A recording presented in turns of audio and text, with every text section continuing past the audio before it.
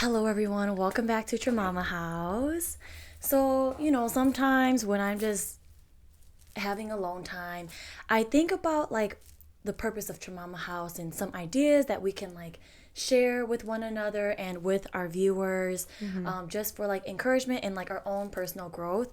So, something that's been on my heart for the last several months actually is sharing journals that we have written ourselves. Is very personal, very vulnerable, and I share that with Wen, and we both were in agreement with it. I think this is something that we should do to just encourage even our own self. Sometimes whenever I'm just feeling sad or in deep reflection, I go back and look at my old journal entries and just what I wrote, because I deleted or erased a lot of my old journals or threw them out. But really, I did. I don't know why, but I was I didn't want to look at it anymore because it's just so sad. Because why would you want to look at it? But I have it as far back as 2019. And so I journal different ways. I video journal, record myself. I didn't know you. I think I knew you did that. I do, but I didn't plan to share any of that today because it's really ugh. But today I'm sharing the ones that I have typed. I chose one that's from September 23rd, 2019. I labeled it hurt. Wow. This is from 12:47 right before COVID. Was it right? It was. Yeah. Oh my gosh, 2019. I was so depressed. Oh, I know. So we talked about this. This is what I wrote. This one was whoa. I chose this one because it was very vulnerable and real, and I feel like a lot of people can relate to this one. I hate where I am at times. I don't want to be where I am. I hate who I have become. I don't even want to look at myself in the mirror. Who am I? I thought I found my identity in Christ again. I know I'm a daughter of the Most High, but why am I still feeling so lost? I try to seek Him, yet I feel so far. Am I not seeking hard enough? What more should I do? My heart hurts. I'm forgiven, but I feel like the consequences of my past sins keep coming back to haunt me. I feel stuck. I can't take back what I did in the past and who I was. The worst part is I see the horrible things about myself and I don't know how to change it. I feel so alone at times. I know I have some people in my life, but I still feel so lonely. I try to put on such a loving, sweet, and happy face whenever I'm near people. But deep inside, especially at night, I'm so broken and I feel like I've fallen apart. I've been here before. Yeah, isn't that so deep? That last line too. I know. I just chose this because I'm it's so real. I think oftentimes people think I'm just always so happy, but then when it's just me and me and God, God knows and sees everything, and it's okay to not always be happy. Yeah. I've accepted that, and I hope people in my life who love me also accept that about me too, because I'm you can't just want me to be happy but not accept that I'm sad. You're not accepting fully me then. Right. And this is just so real and so raw. And I was wow, I actually appreciated that I wrote down exactly how I felt. And not gonna lie, sometimes I still feel this way, and that's okay to not know, to feel stuck, but to also be seeking for more. I think that that's normal as human beings to want that. And then also the part, it kind of made me sad because it's you feel stuck and you feel you don't know what to do and your past keeps haunting you. But I feel if anything, this shows also where I was at in that time, and I'm not in that same place too, because now I feel I have been liberated from a lot of the things that I have struggled with during that time. So, I'm sorry. Yeah. That makes me sad because I recall during that time, I think we were both individually going through a lot, and maybe I wasn't there for you as much as I should have been. I am sorry. You had your own stuff going on. Yeah. I wasn't really there for you either. No, but I feel like you were, and it makes me sad the part where there are so many parts, but there was a line where you mentioned about how you see the worst of you. And it's crazy because when I think of you, I never think of the worst of you. I actually think of really amazing things. But that's the reality of things sometimes. Especially the last line where you were we've been here before. Yeah, healing is not linear at all. Yeah. I was so depressed. Literally, I wrote, I couldn't even look at myself in the mirror. I really did not want to. Was that a physical thing? Literally. I did not want to look at myself because of how I felt on the inside. So it was physical and inside. This was the time where I would binge eat powdered donuts because I was so sad. Oh, them were your donut days? Yes. I remember you telling me Yes, but anyways, I want to hear from you. I think it's so interesting to hear each other's journals and what you were feeling in that moment in time. Yes. So I do digital journals. I don't do video journals. I mean, once in a while I'll record things, but it's not, I guess it's technically a journal, but I never thought of it like that. I do have one from October 14th, 2022. Ooh, that was. You remember that time? October 14th. Yes. We were like prepping for Denver. We were moving you out of my old place. Oh my gosh. Yeah. So it's so funny when you're journaling and you title something. Mine is zombie living. Okay.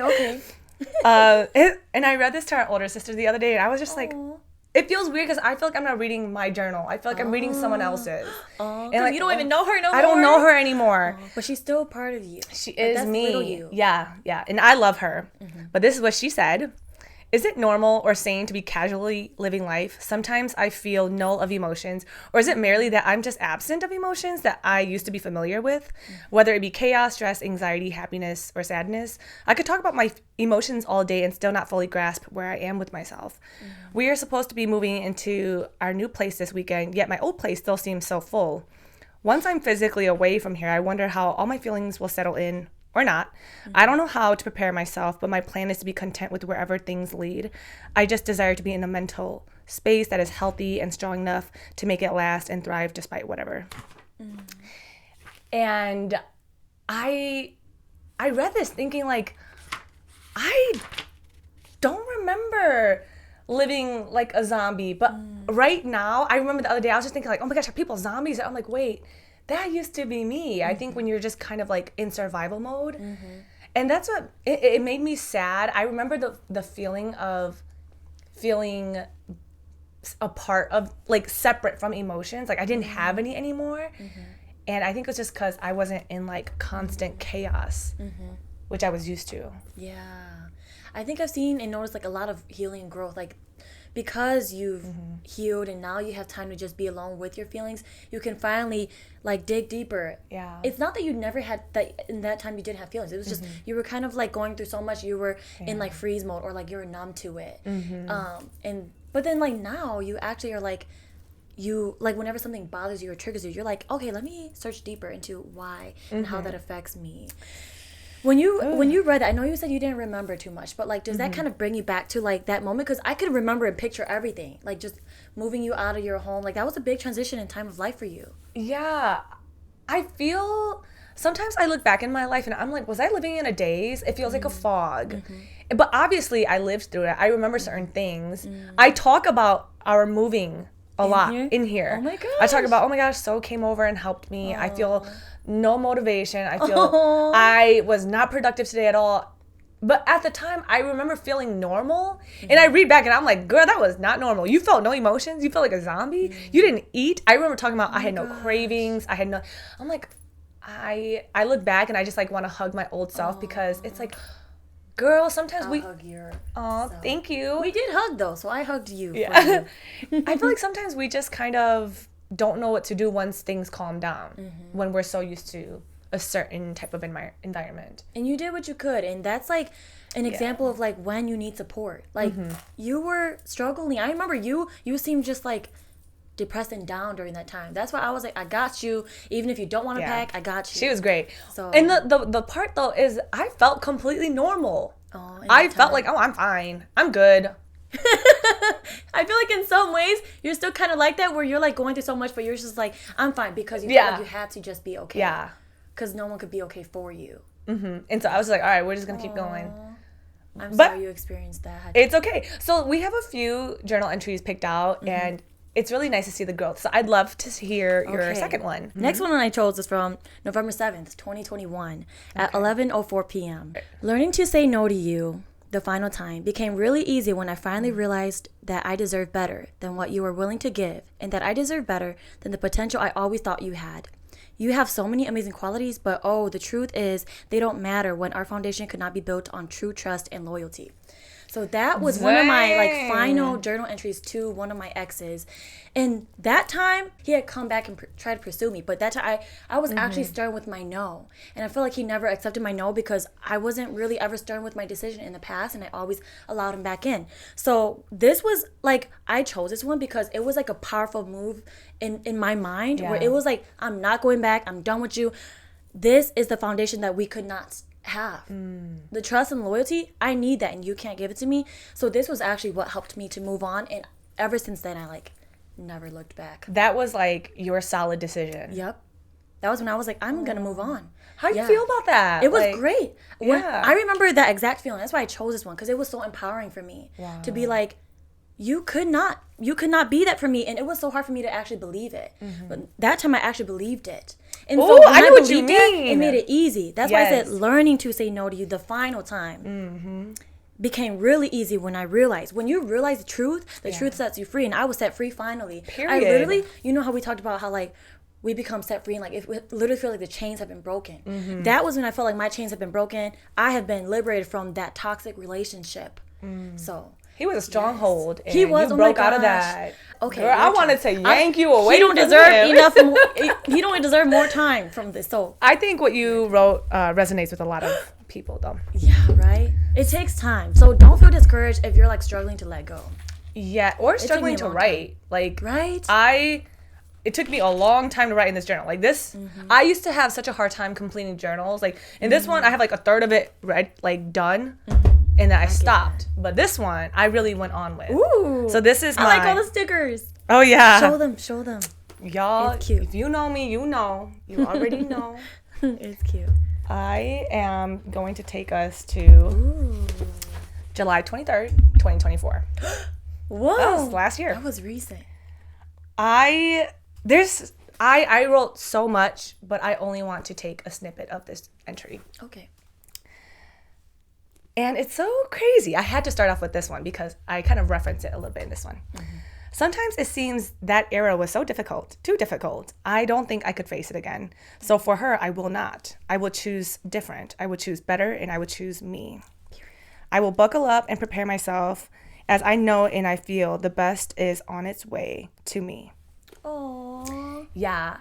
And I know I skipped a little bit of time in between, but I just wanted to utilize these two entries to highlight how one day things are really difficult, so bad, and you don't know where you're going, what you're doing, and then one day things are better.